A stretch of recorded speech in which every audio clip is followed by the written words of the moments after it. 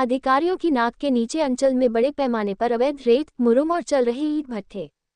राजनांदगांव जिला के डोंगरगांव क्षेत्र में रेत, मुरुम की चोरी के साथ साथ अवैध रूप से लाल ईंट बनाकर बेचने, अवैध रूप से ईंट भट्ठों के संचालन का कारोबार धड़ल्ले से चल रहा है।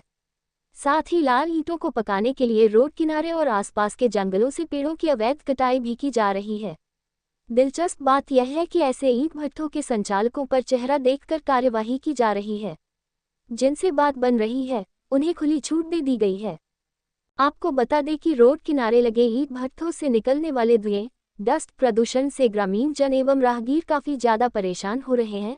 इन परेशानियों के चलते ग्रामीण जन इसकी शिकायत एसडीएम एवं तहसीलदार से कर चुके हैं, पर अधिकारीगण जांच एवं कार्रवाई के नाम पर सिर्फ खाना पूर्ति कर रहे हैं। ऐसा लगता है कि अधिकारियों एवं भूमाफियाओं से मिली भगत से कार्य जोरों से किया जा रहा है। अंचल में अधिकारियों के नाक के नीचे बड़े पैमाने पर अवैध ईंट भट्ठे संचालित हो रहे हैं।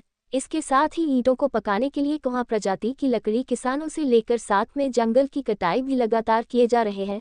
इस मामले में न तो राजस्व का ध्यान है और न ही वन विभाग का मानो अघोषित रूप से जंगल की कटाई का ठेका इन ईंट भट्ठों के संचालक को दे दिया गया है। अवैध ईंट भट्ठों का संचालन बाहर अन्य प्रदेश से आकर स्थानीय कुम्हारों के नाम जमीन लीज में लेते हैं और लाल ईंट का निर्माण कर पर्यावरण को जमकर नुकसान पहुंचा रहे हैं। साथ ही जिन लोगों के द्वारा उन भट्टों का संचालन किया जा रहा है, उन्हीं लोगों के द्वारा आसपास भारी मात्रा में रेत भी डंप कर रखा गया है, जिसे बरसात में अधिक दाम पर बेचने की तैयारी है। अधिकारियों से शिकायत के बाद कार्यवाही के नाम पर कच्चे ईंटों को जब्त किया जाता है। उसके बाद जब्ती के माल को मालिक से लेन देन कर उन्हीं के सुपुर्द कर दिया जाता है। डोंगरगांव एसडीएम से शिकायत के बाद तहसीलदार पीएल नाग द्वारा क्षेत्र के ईंट भट्टों एवं नदी रेत घाटों में दबिश देकर जब्ती की कार्यवाही गई। मटिया के ईंट भट्ठों पर कार्यवाही नहीं।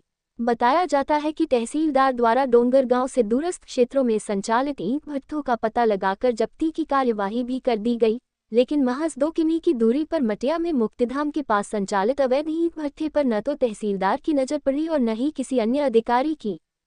जबकि सूत्रों का दावा है कि यहां विगत 5-6 माह से लाखों की तादाद में ईंट का निर्माण और उसे पकाने के लिए भट्ठे का संचालन किया जा रहा है।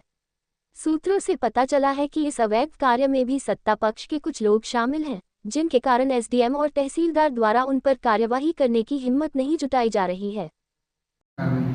अभी लगातार कार्रवाई कर रहे हैं। अभी 17 लाख ईंट कल ही कार्रवाई किए हैं। आज और कल में तीनों तहसीलदारों से रिपोर्ट और आई हैं। लगभग 1.5 लाख 2 लाख तीनों तहसील से आ रहे हैं और लगातार उन पर कार्रवाई कर रहे हैं। हाँ, अवैध उत्खनन के ऊपर हमने लगातार कार्रवाई कर रहे हैं और अभी इस हफ्ते और गहन अभियान चलाया है।